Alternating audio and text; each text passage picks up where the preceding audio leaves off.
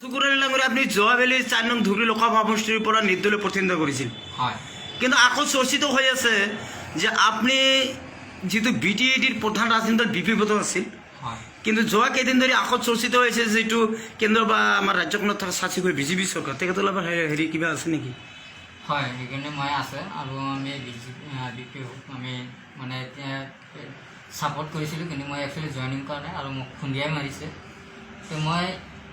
আজি বিজেপিত যাবলগীয়া হৈছে আজি কিয় যাবলগীয়া হৈছে আজি যে জনগণৰ ইউডিএফ আৰু কংগ্ৰেছত মিত্ৰতা কৰিছে তেখেতৰ কাৰণে মোৰ যাবলগীয়া হৈছে তেখেতে মহাজোট বান্ধিছে যোৱাকালি যেটো মহাজোট বান্ধিছে তেখেতৰ কাৰণে যাবলগীয়া হৈছে কাৰণ ইউডিএফ হল এটা মানে সন্ত্ৰাসবাদী এটা দল আৰু কংগ্ৰেছ হল এটা সাম্প্ৰদায়িক দল এই সাম্প্ৰদায়িক দল আৰু কংগ্ৰেছ দলে যদি আগন্তুক দিনত যদি আমাৰ অসমত যদি চৰকাৰ গঠন কৰে তেনেহলে আমাৰ অসমৰ কিবা হ'ব আজি আমি এইটো যাবলগীয়া যে আমাৰ জাতি বচাব লাগে আমি জাতি বচাবৰ কাৰণে আমি বিজেপিক আমি কেইদিনমান আগত আপুনি সাংবাদিকৰ কেমেৰাৰ আগত কৈছিল যে বিজেপি দল সাম্প্ৰদায়িক দল আজিও আপুনি আকৌ কৈছে যে ইউডিএফ আৰু কংগ্ৰেছ সাম্প্ৰদায়িক দল নহয় সেইটো এটা আজি প্ৰমাণ হৈ গ'ল যে বদৰুদ্দিন আজমল হাজাৰ হাজাৰ আমি দেখা পাই আছোঁ সেইটো সন্ত্ৰাসবাদীক জন্ম দি আছে আৰু কংগ্ৰেছে এটা মানে সাম্প্ৰদায়িক দল তেখেতে আৰু তেখেতে বদৰুদ্দিন আজমল বেলেগ ৰাষ্ট্ৰৰ পৰা টকা আনি ইন্দিৰাৰ নামত ধন আনি তেখেতক মানে ফটো কৰি তেখেতক ৰাখি আছে আৰু কংগ্ৰেছে কৰিছে আজি ইউডিএফ আৰু কংগ্ৰেছে এখানে দিছে যে কংগ্ৰেছৰ যে ৰাজীৱ ভৱন আছে এই ৰাজীৱ ভৱনটো আজমল ভৱন বুলি এইটো মানে কংগ্ৰেছ আৰু ইউডিএফ মিত্ৰতা কৰিছে যে ৰাজীৱ ভৱন হ'ব লাগে যেতিয়া ৰাজীৱ ভৱন হ'ব আজমল ৰাজীৱ ভৱন হ'ব যেতিয়া ৰাজীৱ ভৱনৰ পিছত তোমাৰ সকলে মানে সকলো পৰিবেশ হিচাপে থাকিব পাৰিব সেখান খাইব পাৰিব আচ্ছা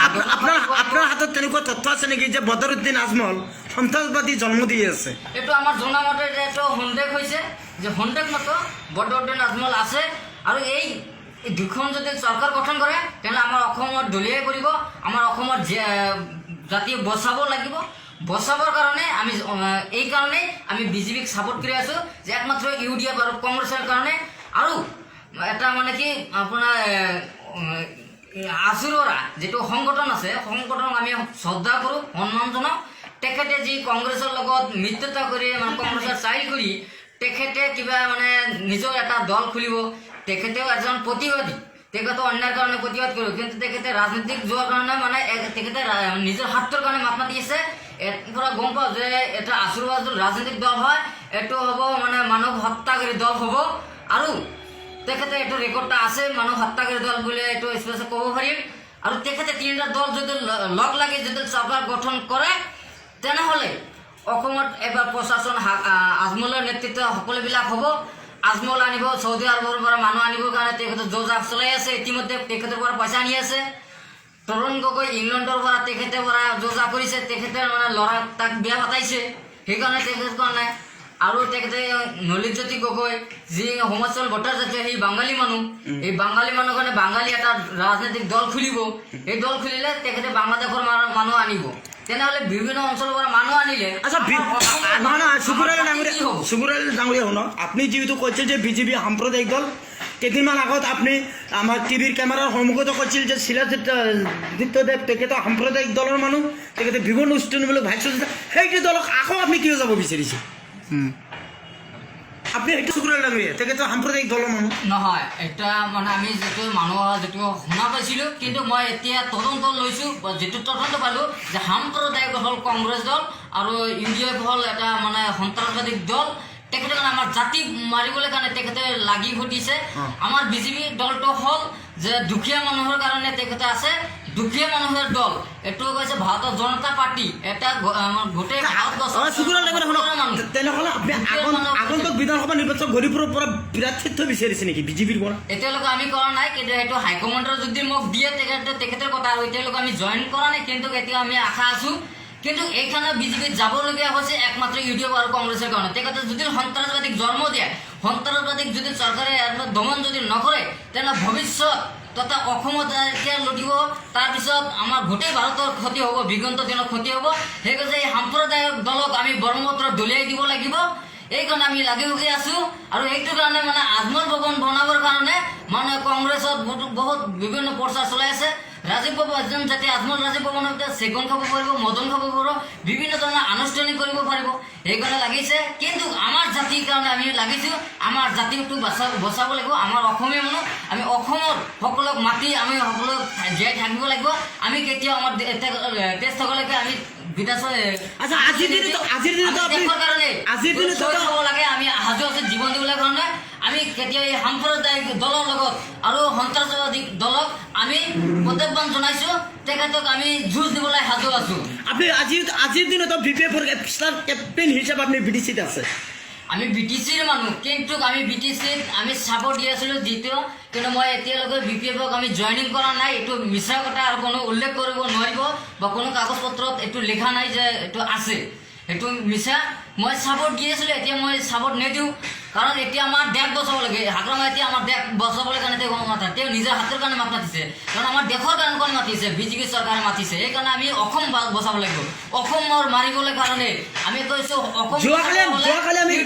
কংগ্ৰেছ এইটো দলিয়াই দিব লাগিব তেনেহ'লে আমাৰ অসম বাচিব আমি যোৱাকালি দেখা পাইছি যে অসমৰ প্ৰাক্তন মন্ত্ৰী আমাৰ তৰুণ গগৈ ডাঙৰীয়া বৰ্তমান স্বাস্থ্য আৰু শিক্ষা ঘৰ কাপ্তান মন্ত্ৰী হিমন্ত বিশ্ব ডাঙৰীয়াৰ লগত দুটা কন্দল লাগিছে হয় এই সম্পৰ্কে আপুনি কি ক'ব যেতিয়া তেখেতৰ কিবা খেলি মেলি লাগিছে তাৰমানে এইটোৱে বুজোৱা যায় যে তেখেতে মানে বিভিন্ন যে মানে ভোটৰ আজমল এটা ল'ব মানে বেলেগৰ পৰা আনিব আৰু তেখেতেও বেলেগৰ পৰা আনিব এইকাৰণে মানে তেখেতে যোজা চলাইছে সেইকাৰণে কিবা টক্কৰ লাগিছে এইটো একো নাই এইটো ক্ষেত্ৰ নহয় আচ্ছা নেক্সট কি অসমৰ CM কি আমাৰ মুখ্যমন্ত্ৰী